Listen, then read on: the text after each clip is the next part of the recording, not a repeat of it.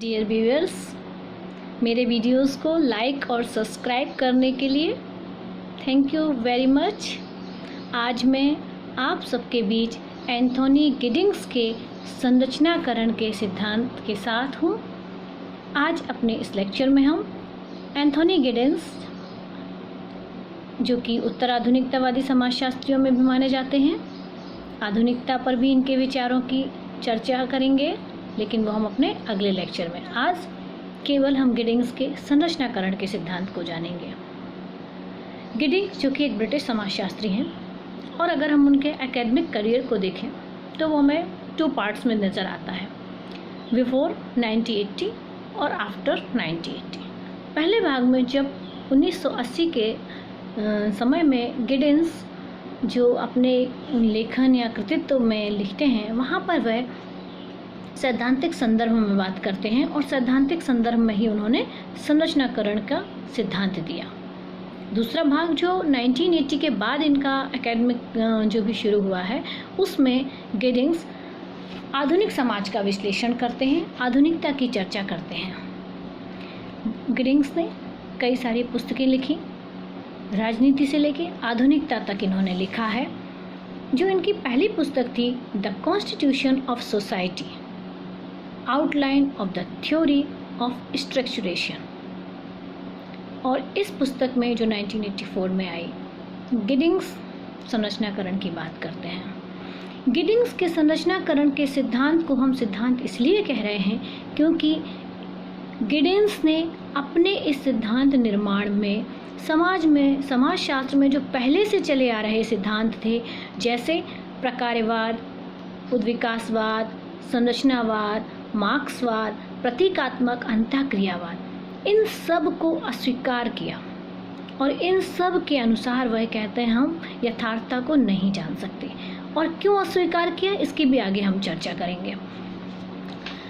Giddings भी अन्य सिद्धांतवेत्ताओं से भिन्न नहीं थे। वह भी ये जानना चाहते कि समाज की यथार्थता क्या है, समाज में वह खोज करना चाहते थे, और लेकिन उनको लगता था कि उस समय में जो आधुनिक सिद्धांत हैं, जो दिए गए सिद्धांत हैं, वो पूर्णतः यह जानने में असमर्थ हैं। गिडिंग्स के संरचनाकरण का सिद्धांत वस्तुतः तत्वमीमांसा का सिद्धांत है। वह यह जानना चाहते हैं कि इस दुनिया में किस तरह की चीज़ें हो रही हैं, इन चीज़ों में कौन सी प्रक्रियाएं काम करें, इसमें गिडिंग्स की कोई रुचि नहीं थी।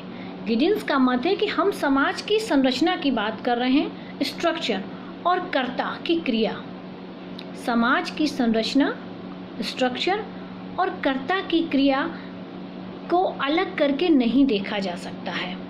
संरचना व्यक्ति को प्रभावित करती है और व्यक्ति से प्रभावित होती है। संरचना को व्यक्ति बनाता है, बिगाड़ता है और पुनः बनाता है। इस अर्थ में व्यक्ति के लिए संरचना कोई बाहरी वस्तु नहीं है।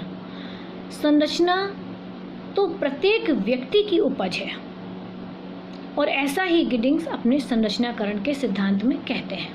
हम पहले यहाँ संरचना को समझें। जब हम संरचना शब्द का प्रयोग करते हैं तो संरचना का तात्पर्य है कि एक ऐसी संरचना जिसका निर्माण कई इकाइयों से हुआ है। उदाहरण के लिए A, B, C, D ऐसे 4 पार्ट हैं, और हम उनको यूँ मिला दें तो एक स्क्वायर का शेप में अगर हैं और बन गई, तो वो एक हमारी संरचना है। अगर हम अपने शारीरिक संरचना को देखें, हर्बर्ट स्पेंसर समाज की तुलना सावयव से करते हैं कि समाज सावयव के समान है। अगर हम शारीरिक संरचना में देखें तो हमारे हाथ, आँख, नाक, कान, पैर, ये सब कुछ डिफरेंट बॉडी पार्ट्स क्या है, हमारे इकाइयाँ हैं। लेकिन जब ये एक व्यवस्थित क्रम में एकत्रित होती हैं और बॉडी फंक्शन करती है, तो हमारी शारीरिक संरचना हो जाती है। इसी तरह समाज में भी धर्म, जाति, परिवार, राजनीति से संबंधित धार्मिक, आर्थिक संस्थाएं हैं, समितियां हैं, और इन सब के योग ने हमारे स्ट्रक्चर को बनाया, सामाजिक संरचना को बनाया। सामाजिक संरचना में अपने संरचनाकरण के सिद्धांत में, सामाजिक संरचना के संदर्भ में अपने संरचनाकरण के सिद्धांत में गिडिंग्स ने पूर्व में जो सिद्धांत थे उनकी आलोचना की। जैसे उन्होंने प्रकृतिवाद और प्रत्यक्षवाद को अस्वीकार किया। गिडिंग्स कहते हैं कि सामाजिक प्रक्रियाओं के लिए कोई अमूर्त नियम नहीं बनाए जा सकते हैं, क्योंकि यहाँ पर ब्लूमर भी गिडिंग्स से संदर्भ रखते हैं और गिडिंग्स का समर्थन करते हैं। वो कहते हैं कि सामाजिक घटनाएं हमेशा बदलती रहती हैं और उनके नियम भी बदलते रहते हैं, जो एक समय में वो दूसरे समय में भी। तो गिडिंग्स ने दूसरी तरफ समाजशास्त्री सिद्धांतों में जो ड्युअलिज्म की बात थी, दोहरेपन की बात थी, उसका निदान भी गिडिंग्स अपने संरचनाकरण के सिद्धांत में करते हैं। और जब हम ड्युअलिज्म दोहरेपन की बात करते हैं, जैसे सूक्ष्म बनाम बृहद, व्यक्ति बनाम समाज, व्यक्तिनिष्ठता बनाम वस्तुनिष्ठता, मतलब micro versus macro, society versus man या इंडिविजुअल, सब्जेक्टिविटी वर्सेस ऑब्जेक्टिविटी, ये जो ड्युअलिज्म था, ये गिडिंग्स कहते हैं कि व्यक्ति और समाज, सूक्ष्म और बृहद, ये सब दोहरापन नहीं है। वास्तव में वो कहते हैं द्विविधता है, ड्युअलिटी। ड्युअलिज्म के स्थान पर दोहरेपन या उसके स्थान पर उन्होंने ड्युअलिटी, द्विविधता की बात की। और यहाँ वह कहते हैं, इसी द्विविधता में वो कहते हैं कि व्यक्ति और समाज, क्योंकि या तो समाजशास्त्र में ऐसे सिद्धांत थे जो समाज को महत्व देते हैं और समाज की एक इकाई के रूप में व्यक्ति को मान लेते हैं, या फिर ऐसे सिद्धांत थे जिसमें प्रतीकात्मक अंतःक्रियावाद है या इस तरह की जो पूर्णतः व्यक्ति की अंतःक्रियाओं को ही महत्व दे रहे थे। इन दोनों सिद्धांतों के आधार पर गिडिंग्स कहते हैं कि हमें समाज में इस दोहरेपन को ख़त्म करना है, द्विविधता और ड्युअलिटी की बात करनी है। गिडिंग्स के अनुसार लोक संरचना के नियम, उपनियम, रीति रिवाज, कायदे कानून को दैनिक जीवन में अपने रूटीन व्यवहार में काम लाते हैं। वे संरचना की प्रक्रिया में भागीदारी भी करते हैं। वे मतलब मनुष्य जो करता है। यहाँ पर हम आगे देखेंगे कि गिडिंग्स ने सोसाइटी की बात की और एजेंसी, जो व्यक्ति क्रियाएं करता है, क्रियाओं को उन्होंने एजेंसी कहा है। और किसके माध्यम से क्रिया होती? व्यक्ति के माध्यम से, एक्टर की बात करते हैं। तो गिडिंग्स कहते हैं कि लोक संरचना के नियम, उपनियम, कायदे कानून, जो कुछ भी संरचना में है, उसको प्रयोग में कैसे लाते हैं? अपने दैनिक जीवन में प्रयोग करते हैं, काम में लाते हैं, संरचना की प्रक्रिया में भागीदारी करते हैं और साथ ही नियम और उपनियम में बदलाव भी करते हैं, नए नियम भी बनाते हैं। और इस तरह व्यक्ति और समाज दोहरे ना होकर मिलकर कार्य करते हैं। और यही द्विविधता, ड्युअलिटी है। उदाहरण के लिए आज आप देखिए, at that time corona effect का जो हमारे सामाजिक संरचना पर प्रभाव पड़ रहा है, यह सामाजिक संरचना के आधार पे कुछ ना कुछ नियम बदलेंगे, नियम बदल रहे हैं। आज एक बहुत बड़ी समस्या के रूप में जो माइग्रेंट लेबर आ रही है, ये जो अभी गांव से पलायन कर चुके थे और ग्रामीण जो सामाजिक संरचना में बदलाव आया था, और अब ये जो शहरों से सामाजिक संरचना फिर गांव में जा रहे हैं, तो फिर से नियम उपनियम बनेंगे, उसमें भागीदारी करेंगे। तो ये संरचना में बदलाव आता है, लोग उसमें भागीदारी करते हैं। और यही गिडिंग्स कहते हैं कि व्यक्ति और संरचना ये दोहरेपन के शिकार नहीं है, ये ड्युअलिटी है, एक दूसरे के साथ मिलकर कार्य करते हैं। अपने इस सिद्धांत में गिडिंग्स ने एजेंट और संरचना के इसी दोहरेपन के निराकरण का प्रयास किया है। गिडिंग्स का मत है कि हम समाज की संरचना और कर्ता की क्रियाओं को अलग रूप में नहीं देख सकते हैं। गिडिंग्स ने अपने संरचनाकरण के सिद्धांत में क्रिया, जिसको उन्होंने क्या कहा? एजेंसी, कर्ता, एक्टर और संरचना, और वो अपने सिद्धांत को पूरा एजेंसी और स्ट्रक्चर की बात करते हैं और दोनों को बराबर महत्व देते हैं। गिडिंग्स का मानना है कि संरचनाकरण के सिद्धांत के अनुसार सामाजिक विज्ञानों के अध्ययन का मुख्य क्षेत्र, सामाजिक विज्ञानों के अध्ययन का मुख्य क्षेत्र ना तो कर्ता के व्यक्तिगत कर्ता के कोई अनुभव हैं, व्यक्तिगत कर्ता के अनुभव हैं, ना ही संपूर्ण सामाजिक संपूर्णता का कोई रूप है। केवल व्यक्ति ही सब कुछ कर रहा है, हम इसको भी इम्पोर्टेंस नहीं देते हैं।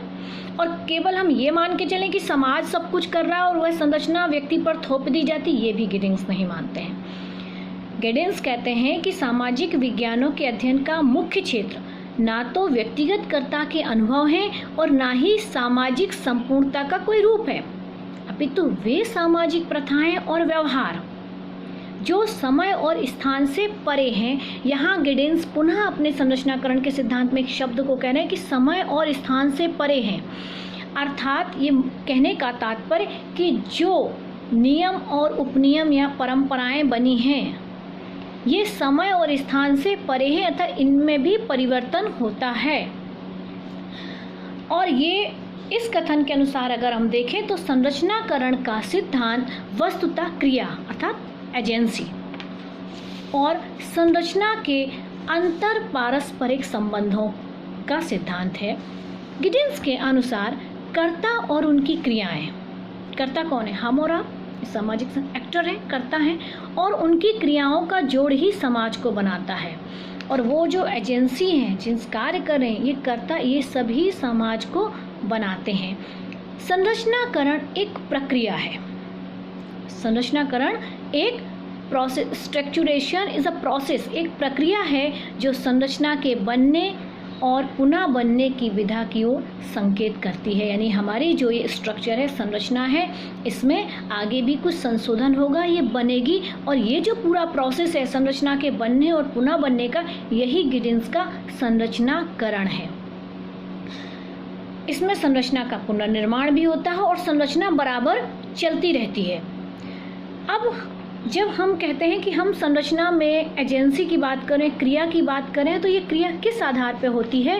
इस संदर्भ में गिडिंस कहते हैं कि सामाजिक संरचना में नियम और उपनियम होते हैं, कुछ रूल्स और हमारे सब रूल्स होते हैं, कुछ नियम होते हैं जिनके आधार पर कर्ता अंतःक्रिया करता है, सामान्य जीवन में व्यवहार करता है, अंतःक्रिया करता है। और वो अंतःक्रिया के जो आधार हैं, सोर्स क्या है, वो क्या है? हमारे सामाजिक संरचना के नियम या उपनियम। नंबर 1, ये नियम प्रायः काम में लिए जाते हैं। सामाजिक संरचना में हमने कुछ नियम बनाए हैं, इनका प्रयोग हम बातचीत और अंतःक्रिया के दौरान करते हैं। ये नियम दिन प्रतिदिन के व्यवहार में काम लिए जाते हैं और इनका दबाव कमज़ोर होता है। उदाहरण के लिए हमारे यहाँ परंपरा है या हमारा नियम है कि हम प्रातः व्यक्ति उठता है तो अपने बड़ों के पैर छूते हैं या प्रणाम करते हैं या नमस्ते। आपके घर कोई अतिथि आते हैं तो ये नियम है कि हमारी तो भारतीय संस्कृति अतिथि देवो भव, हम उसका स्वागत सत्कार करते हैं, एक समाज में नियम बना है। हम चरण स्पर्श करते हैं, नमस्कार करते हैं, ये हमारे यहाँ अतिथि का सम्मान इस तरह से है। अगर हम जनजातीय समाज में जाएं तो वहाँ की जो संरचना है उसमें कुछ अपने उनके नियम और उपनियम हैं। तो ये नियम और उपनियम कहाँ से आए? ये सामाजिक संरचना में बनते हैं, संशोधित होते हैं और आगे बनते हैं, और व्यक्ति जो अंतःक्रिया के दौरान इन्हीं के अनुसार व्यवहार करता है। हाँ, यहाँ गिडिंग से भी कह रहे हैं कि इनका दबाव उतना ज़्यादा नहीं होता है। गिडिंग संरचनाकरण के सिद्धांत में संस्थाओं की भी बात करते हैं और उनके अनुसार संस्था वस्तुतः समाज में पाई जाने वाली अंतःक्रियाएं हैं। गिडिंग्स अपने इस संरचनाकरण सिद्धांत में संस्थाओं की जो बात करते हैं, और ये संस्थाएं क्या हैं? परिवार, विवाह, जाति, धर्म, ये सब हमारी सामाजिक संस्थाएं हैं। इन नियमों की कार्यप्रणालियां हैं और हम इन्हीं के अनुसार अंतःक्रियाएं कर रहे हैं। और ये संस्थाएं 1-2 दिन के लिए नहीं हैं, चलती रहती हैं। स्वरूप इनका बना रहता है, तरीके व्यवहार के कुछ अलग हो सकते हैं, लेकिन संस्थाएं बनी रहती हैं। गिडिंग्स ने मुख्यतः 4 संस्थाओं की बात की: राजनीतिक संस्थाएं, आर्थिक संस्थाएं, कानूनी संस्थाएं, प्रतीक, भाषा और संचार के जो विमर्श से संबंधित संस्थाएं हैं। संरचना और व्यवस्था के संबंध में भी गिडिंग्स ने बहुत ही क्लियर किया है अपने इस संरचनाकरण के सिद्धांत में। संरचना, जिसे इन्होंने व्यवस्था माना, और संस्था गिडिंग्स के संरचनाकरण के सिद्धांत के मुख्य अवयव हैं। इन सब के बाद गिडिंग्स अपने इस संरचनाकरण के सिद्धांत में एक अवधारणा का और प्रयोग करते हैं जिसे वो कहते हैं सोशल बिहेवियर, सामाजिक आचरण। जब हम संरचना में सामाजिक आचरण की बात करते हैं तो गिडिंग्स कहते हैं कि सामाजिक आचरण क्या है? समाज सामाजिक आचरणों का एक पुलंदा ही तो है। सामाजिक व्यवहार जो हम कर रहे हैं एक दूसरे के साथ, और इसे गिडिंग्स ने पुनरावर्तक माना। इसीलिए कई जगह आप देखते हैं कि गिडिंग समाज को रिफ्लेक्टिव सोसाइटी की बात करते हैं, पुनरावर्तक समाज की बात करते हैं। वह कहते हैं कि व्यक्ति को गिडिंग्स ने क्या कहा था? एजेंट, क्रिया एजेंसी, और समाज, इन्हीं के माध्यम से सामाजिक संरचना बनती, बिगड़ती और आगे बढ़ती रहती है। अब देखिए कैसे। हमने कहा एजेंट अर्थात कर्ता। सामाजिक क्रियाएं कौन कर रहा है? एजेंसी। सामाजिक क्रियाएं कौन कर रहा है? कर्ता। सामाजिक क्रियाएं करता है, और सामाजिक क्रियाओं के लिए ही उन्होंने सामाजिक आचरण या व्यवहार की अवधारणा को प्रस्तुत किया कि वो सामाजिक व्यवहार या आचरण के आधार पर ही सामाजिक क्रियाएं करता है। और यह सामाजिक आचरण, जिसके बारे में गिडिंग्स कहते हैं कि कर्ता की जो अभिव्यक्ति होती है इस आचरण के बारे में, वह 3 प्रकार से होती है। हम जो समाज का जो व्यवहार अपना रहे हैं, हम जो समाज में व्यवहार कर रहे हैं, ये जो हमारा सामाजिक व्यवहार है या सामाजिक आचरण है, यह हम जो ज्ञान के बारे में कर्ता की अभिव्यक्ति है, उसने ज्ञान कैसे प्राप्त किया, उसी के आधार पर वो काम करता है। तब गिडिंग्स यहाँ 3 प्रकार के ज्ञान की बात करते हैं, जिसमें वो कहते हैं व्यवहारिक चेतना, तार्किक चेतना और अवचेतन प्रक्रियाएं। अब हम देखेंगे व्यवहारिक चेतना। व्यवहारिक चेतना में जो दिन प्रतिदिन की हमें अपनी जानकारी होती है, धीरे धीरे सोशलाइजेशन के प्रोसेस से बहुत सारी चीज़ें समाज में रहते रहते हम सीख जाते हैं। जैसे मान लीजिए मुझे यात्रा करनी है, अब मुझे इतना तो पता ही है दैनिक व्यवहार में रहते रहते सबके साथ कि मुझे कहीं जाना है। अगर रेलवे स्टेशन, ट्रेन से जाना है तो रेलवे स्टेशन जाना होगा, टिकट काउंटर से टिकट लेना होगा, फिर मैं जा सकती हूँ। ठीक है, ये हमारा व्यवहारिक ज्ञान था। व्यवहारिक से जो ज्ञान से थोड़ा ऊपर का लेवल होता है, जब व्यक्ति थोड़ा तार्किक बातें करने लगता है। तार्किक, मान लीजिए कि किसी कारण से मेरे पास स्लीपर का टिकट और मैं एसी में चढ़ जाती हूँ, और थोड़ी सी बुद्धि भी है, और अगर तार्किक चेतना है तो तार्किक चेतना तुरंत कहेगी कि अगर कोई टीटी आएगा और चेक करेगा तो वो मुझसे क्या करेगा? पेनल्टी लेगा, या कहेगा कि मैडम आप उतर जाइए। क्यों? क्योंकि स्लीपर का या टिकट लेकर मैं एसी में सफ़र नहीं कर सकती। तार्किक चेतना। अवचेतन प्रक्रियाएं, जो हमारे अनकॉन्शियस मोटिव्स होते हैं कई बार, और भय और दबाव के कारण। गिडिंग्स कहते हैं कि समाज में रहते रहते कुछ चीज़ें हम भय और दबाव के कारण ऐसी करने लगते हैं कि वो अवचेतन मन में भी हमारे बैठ जाती है कि हमें वैसा ही व्यवहार करना है। और इसमें करने में एजेंट यानी वही जो करता है, उसे थोड़ा अटपटा भी महसूस होता है। और वही कहते हैं कि इसमें दबी हुई भावनाएं भी होती हैं कई बार, तो जिनकी अभिव्यक्ति एजेंट नहीं कर पाता है। तो इस प्रकार गिडिंग्स कहते हैं कि जो ये सोशल बिहेवियर हम करते हैं, सामाजिक आचरण जो समाज में व्यक्ति करता है, उसके लिए वह अब कर्ता अपने ज्ञान को किन माध्यमों से अभिव्यक्त कर रहा है? तो व्यवहारिक चेतना, तार्किक चेतना और अवचेतन। गिडिंग्स अपने संरचनाकरण के सिद्धांत में क्रिया की भी बात करते हैं, और क्रिया में भी गिडिंग्स यहाँ अन्यों से थोड़ा सा भिन्न है क्रिया के संदर्भ में। जैसे उदाहरण के लिए पार्सन्स के अनुसार क्रिया उद्देश्य प्राप्ति के लिए की गई गतिविधि है। क्रिया उद्देश्य प्राप्ति के लिए की गई गतिविधि है। गिडिंग्स ये स्वीकार नहीं करते हैं, और गिडिंग्स के अनुसार क्रिया घटनाओं का एक प्रवाह है, फ्लो ऑफ इवेंट्स। क्रिया घटनाओं का एक प्रवाह है। यह प्रभाव कभी अंत न होने वाली प्रक्रिया की तरह समाज में फैल जाता है। यह क्रिया विचारों की तरह जो हमारे संपूर्ण मस्तिष्क को हिला देती है। गिडिंग्स मानते हैं कि क्रिया एक ऐसा प्रवाह है जिसकी न कोई शुरुआत है न कोई अंत है। संक्षेप में यही संरचनाकरण की प्रक्रिया है। क्रियाएं हो रही हैं, नई क्रियाएं हो रही हैं, पुरानी कम हो रही हैं, संशोधन हो रहा, ये जो पूरा प्रोसेस है यही संरचनाकरण है। इसके पीछे कोई ना कोई जानकारी अवश्य होती है। अब जो हम क्रियाएं करते हैं वो यूं ही तो नहीं होंगी, इसके पीछे गिडिंग्स कहते हैं कोई ना कोई जानकारी अवश्य होती है। और वो जानकारी हमें कहाँ से आती है? व्यवहारिक चेतना। भी मैंने थोड़ी देर पहले आपको बताया, व्यवहारिक चेतना से आती है। लेकिन कर्ता अर्थात जो कर रहा है, कर्ता व्यवहारिक या तार्किक रूप से यह चेतना नहीं रखता कि उसकी क्रिया का क्या परिणाम निकलेगा। वह क्रिया कर रहा है। क्रियाएं निरंतर होने वाली चीज़ें हैं, एक प्रवाह है घटनाओं का जो समाज में चल रहा है, यही संरचनाकरण है।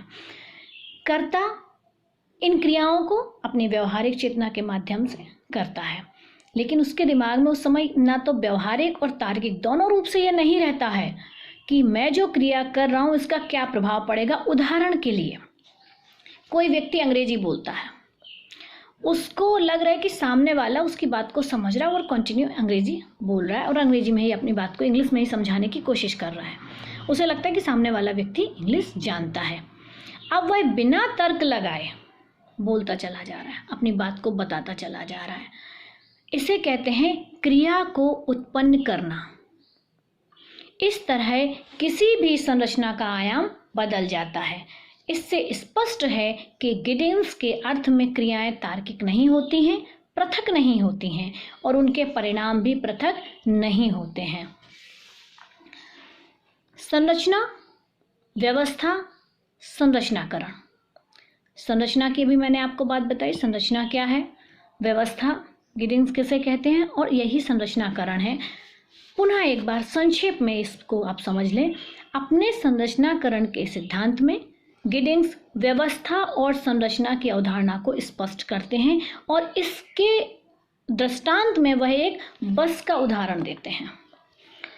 हम बसों को देखें, निश्चित रूट पे बस चल रही है, रोज चल रही है, सालों चलती चली जा रही है। लोग टिकट खरीदते हैं, बस में चढ़ते हैं और उतरते हैं। चढ़ने और उतरने की यह क्रिया बराबर चलती रहती है। सामाजिक प्रतिमान में क्रियाएं होती हैं। सामाजिक प्रतिमान में क्रियाएं होती मतलब प्रतिमान क्या है, हमें प्रतिमान यानी हमारे व्यवहार के विशिष्ट तरीके। प्रतिमान ये है कि अगर हमें बस से जाना है तो हमें टिकट लेना है, सीट खाली होगी तो बैठना है। ऐसे तो ये गिडिंस क्या कह रहे हैं कि बस है, निश्चित रूट पे जा रही है, उसकी अपने चढ़ने उतरने की प्रक्रिया है। चढ़ने उतरने की प्रक्रियाएं जो हैं वो सामाजिक प्रतिमानों द्वारा निर्धारित होती हैं, पुनः होती हैं और कुछ नया भी उत्पन्न करती हैं। कई बार मान लीजिए कि अब पुनः होती हैं और नए में क्या उत्पन्न हो गया कि पहले आप टिकट काउंटर से लेते थे, अब होता है कि आप बस में बैठ गए और ई टिकट वो अपने मशीन लेकर आएंगे, टिकट आपका वहीं कर देंगे। तो ये नई चीज़ भी हुई ना, उसमें नई क्रिया भी जुड़ी। इस तरह क्रियाओं का यह सिलसिला चलता रहता है। उदाहरण के बाद आपने समझा कि हमने सामाजिक, बस हमारी सामाजिक संरचना हो गई, जो व्यक्ति उसमें क्रिया कर रहे हैं वो व्यवस्था भी बनी है और वो क्रिया हो रही है, उस क्रिया में कुछ बदलाव भी हो रहे हैं, यही संरचनाकरण है। इस तरह सामाजिक व्यवस्था में कर्ता, एक्टर और समूहों के संबंध होते रहते हैं और परिणाम स्वरूप सामाजिक संबंधों का प्रतिमान बनता रहता है और यह सामाजिक व्यवस्था बनी रहती है। सामाजिक व्यवस्था में कर्ता और समूहों के भी संबंध भी होते हैं। मान लीजिए कि आप उस बस में चल रहे हैं और रोज आप उसी बस में अप डाउन कर रहे हैं और कोई और आपके जॉब के या किसी सिलसिले में उसी बस में, तो आपके बीच भी सामाजिक संबंध बनते रहते हैं, परिणाम स्वरूप संबंधों का प्रतिमान बनता है। इसके विपरीत संरचना में क्रिया करने वाले कर्ता अनुपस्थित होते हैं। इस लाइन पे ध्यान दीजिए। गिडिंस कहते हैं इसके विपरीत संरचना में क्रिया करने वाले कर्ता अनुपस्थित होते हैं। अब आप कंफ्यूज हो रहे होंगे कि अभी कह रहे हैं हम कर्ता, ध्यान, कर्ता, क्रिया और संरचना सब मिले जुले हैं और यहाँ कह रहे हैं इसके विपरीत संरचना में क्रिया करने वाले। स्पष्ट रूप से हमें कहीं भी संरचना क्रियाशील नहीं दिखाई देती है। ध्यान दीजिए शब्दों पे, संरचना क्रियाशील नहीं दिखाई देती है। इसका अर्थ हुआ कि बड़ी सीमा तक संरचना की अवधारणा हमें इसके संरचनाकरण में दिखाई देती है। संरचना की अवधारणा हमें इसके संरचनाकरण में देखने को मिलती है। इसे हम तभी पाते हैं जब हम इसका प्रयोग करते हैं, हमारी स्मृति में होती है, क्योंकि संरचना मनुष्य के मस्तिष्क से बाहर नहीं है। जब हम किसी क्रिया के बारे में सोचते हैं, तर्क करते हैं, तब यह क्रिया हमारे दिमाग में आती है। दूसरे शब्दों में, संरचना का अस्तित्व नहीं है, हम अपनी क्रियाओं द्वारा इसे बराबर उत्पन्न करते हैं। हम संरचना को ध्यान में रखकर ही क्रियाएं करते हैं और क्रिया में ही संरचना उत्पन्न होती है। बात थोड़ी सी आपको कंफ्यूज करी होगी, उदाहरण में देती हूँ। हमने बताया कि संरचना को अगर हमें देखना है तो संरचनाकरण में देखना होगा। शिक्षण संस्थाएं या शिक्षा व्यवस्था, ये हमारी सामाजिक संरचना है। उस सामाजिक संरचना की एक इकाई शिक्षण संस्थाएं भी हैं। आज ऑनलाइन एजुकेशन की बात हो रही है। परिस्थितियां बदली। परिस्थितियों में अगर हम ऑनलाइन एजुकेशन पे आए तो ये एक जो हम कह रहे हैं कि संरचना हमारी क्या है, क्रिया का रूप है। यानी किसी क्रिया के बारे में सोचा कि दूर भी बैठे लोग होंगे और वो आपको सुन सकें, समझ सकें, इसके लिए एक क्रिया का रूप आया कि हम ऑडियो वीडियोज़ में लेक्चर जारी करें। ये क्रिया के बारे में सोचा गया, तर्क किया गया और ये हमारे दिमाग में आया। तो संरचना का अस्तित्व नहीं है, हम अपनी क्रियाओं द्वारा संरचना को उत्पन्न करते हैं। और आज क्रियाओं द्वारा ये संरचना जो हमारी शैक्षिक व्यवस्था है और संरचना, उसमें एक नई चीज़ हुई कि कैसे कैसे और हम एजुकेशन को दूर दराज के क्षेत्रों तक पहुंचाया जाए। तो संरचना को ध्यान में रख के ही क्रियाएं की गई। क्या ध्यान में रखा गया संरचना में कि लॉकडाउन के दौरान जहाँ व्यक्ति बाहर नहीं निकल पा रहा है, शिक्षण संस्थाएं बंद हैं, ऐसे में कैसे छात्रों तक उनके विषय से संबंधित जानकारी पहुँचे। क्या किया गया? संरचना में थोड़ा सा बदलाव आया और नए रूप में क्रियाओं का शिक्षकों के द्वारा नए रूप प्रयोग किए, नए टूल्स, एजुकेशन टूल्स में इसको बात कहेंगे कि नए मेथड्स को, तरीकों को प्रयोग किया जा रहा है। और संरचना, क्रिया में ही संरचना हो रही है और क्रिया संरचना को उत्पन्न कर रही है। गिडिंग्स संरचना के 2 प्रमुख लक्षण बताते हैं। पहला, संरचना हमें क्रिया करने लायक बनाती है। इस संरचना ने हमें क्रिया करने लायक बनाया। संरचना हमें क्रिया करने लायक बनाती है। दूसरा, यह हम पर दबाव भी डालती है। इस भांति संरचना में नियम, उपनियम बनते हैं जिनके आधार पर कर्ता संरचना को उत्पन्न करते हैं। तो अर्थात संरचनाकरण निरंतर होने वाली अंतःक्रियाओं की ही एक प्रक्रिया है। Thank you. आई होप आप सबको गिडिंग्स के संरचनाकरण का सिद्धांत समझ में आया होगा। संरचना निरंतर चलने वाली एक प्रक्रिया है। संरचना को हम नहीं देखते, लेकिन संरचनाकरण के रूप में हम संरचना को देखते हैं। आई होप आप सब प्लीज़, अगर समझ में आया हो तो मेरे वीडियोस को लाइक करिए, सब्सक्राइब करिए और अपने अगले वाले वीडियो लेक्चर में हम गिडिंग्स के आधुनिकता और उत्तर आधुनिकता के संदर्भ में विचारों पर यहाँ चर्चा करेंगे। जय हिंद, जय भारत।